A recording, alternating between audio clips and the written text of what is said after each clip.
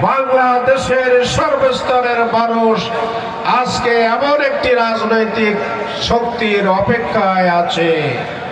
বন্ধুগণ, আপনারা জানেন বাংলাদেশ জামাত ইসলামীর সম্মানিত আমির ডাক্তার শফিকুর রহমান সাহেব অ্যাডেন্টিভ গভর্নমেন্টের শপথ অনুষ্ঠানে সকল রাজনৈতিক নেতৃবৃন্দের মধ্যে তিনি প্রথম হাজিরা দিয়েছিলেন।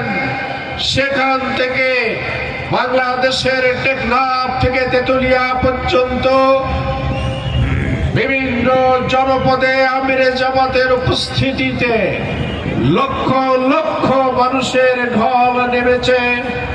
বাংলাদেশের মানুষ মনে করে বাংলাদেশে ক্ষুধা দারিদ্র মুক্ত বাংলাদেশ গড়ার এই নেতৃত্ব আগামী দিনের বাংলাদেশের প্রধানমন্ত্রী হয়ে ডাক্তার শফিকুর রহমান সাহেব দেশকে সন্ত্রাস মুক্ত করবে।